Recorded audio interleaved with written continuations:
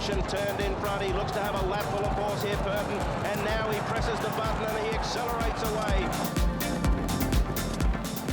He is invincible, Beauty Generation.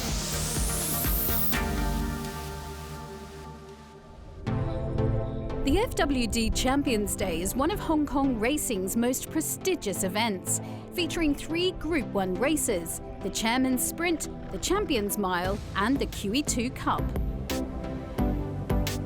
Held at Sha Tin, the races on Champions Day would normally draw large crowds, but due to the coronavirus, this year's numbers were limited.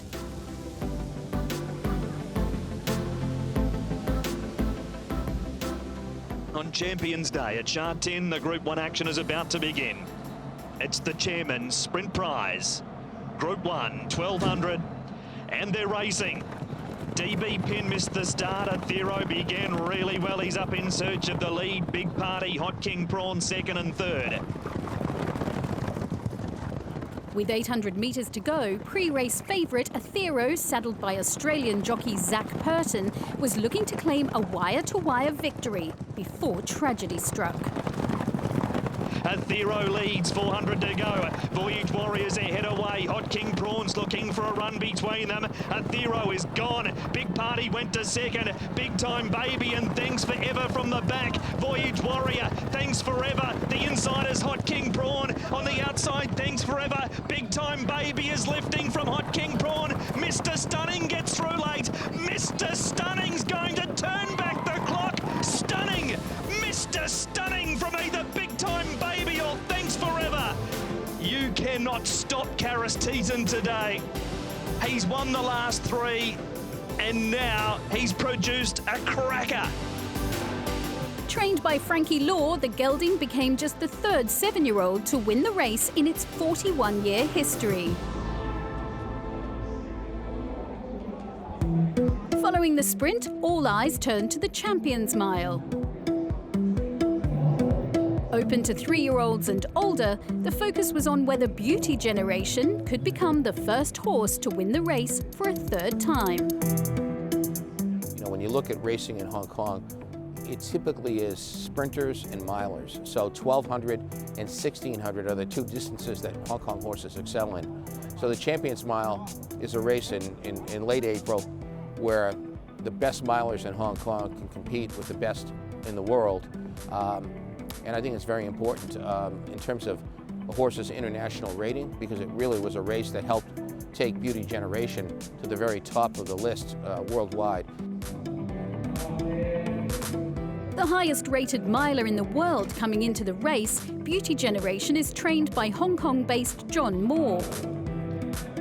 In his final Champions Day before retiring, the 70-year-old was looking to extend his record of 8 Champion Mile titles in this year's race.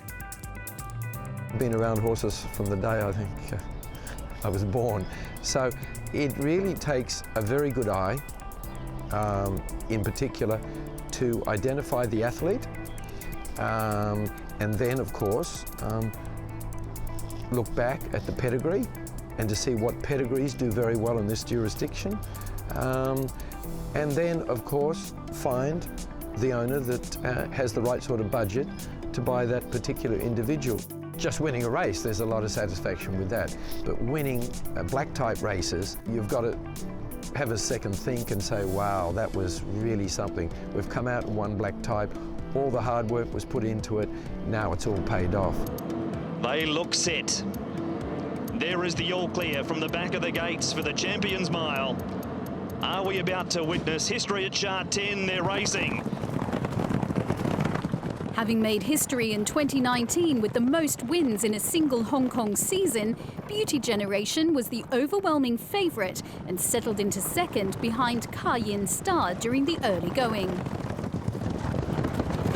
It's the FWD Champions Mile, and Ka Ying Star with 500 metres to go leads half a length over Beauty Generation. Thinking big third from Southern Legend, Fat Turtle, White Cuckoo. Then came Ratton. Beauty Generation has hit the lead. Southern Legend's gone after him to second, 2 lengths away Ratton. It's Beauty Generation. He has to fight here, the champ. Southern Legend's gone with him and made the lead. Then White Cuckoo. Southern Legend's ahead in front. Beauty Generation's coming again. Southern Legend, Beauty Generation.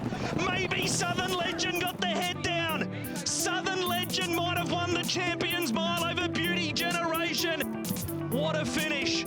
Southern Legend will win the FWD Champions Mile by a nose. Southern Legend's success not only gave jockey Vincent Ho his first ever Group 1 victory, but also trainer Casper Falnes his first Champions Mile title. With the Champions Mile settled, attention turned to the 2,000-metre QE2 Cup. The race takes its name from the British monarch, who attended the first edition of the race back in 1975, and is the second richest race in Hong Kong after the Derby.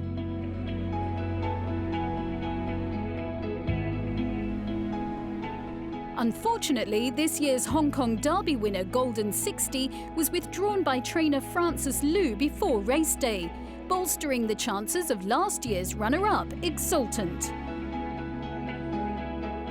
The Tony Cruz-trained gelding was once again saddled by Australian jockey Zach Purton, who was looking for his maiden QE2 Cup win. I sort of really feel like I haven't had that horse that I've gone into the race thinking I'm definitely going to win this, and because they're hard races to win as well. Exultant's not one of those horses I'm going into the race thinking I'm definitely going to win it. Obviously he's got a chance.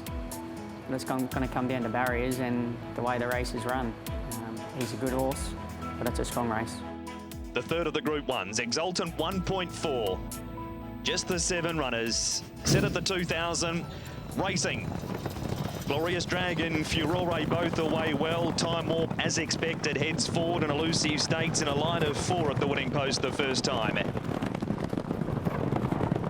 One of 3 Tony Cruz horses in the race, Time Warp set the pace early on.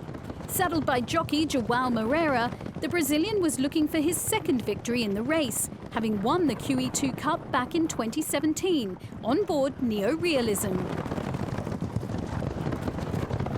Time Warp and Exultant, the favourite pair, with 900 metres left to go in the FWD QE2. Having set a blistering pace, Time Warp came into the final stretch neck and neck with Exultant. And they've run this as hard down the side, this pair. Next is Playa del Puente looking to shoot the rail from Eagle Way. Time Warp and Exultant, they've been at it for a long way. 3 lengths on Furore. Playa del Puente lurking on the rail from Eagle Way. Exultant managed to get rid of Time Warp. Then Furore, Eagle Way, it's Exultant with 150 to go. Furore 2 lengths away but running around a bit. Exultant leads. Furore still a length to make up. Then Eagle Way, it's QE2 redemption for Exultant. Exultant, Zach Purton and Tony Cruz. No Winbright this year. The Japanese Raider beat him last year. 12 months later, he had to be good because he and Time Warp went to war a long way out. Zach Purton's victory not only gave him his first QE2 triumph, but also meant he became the first jockey to adorn the honour roll in all of Hong Kong's elite level races.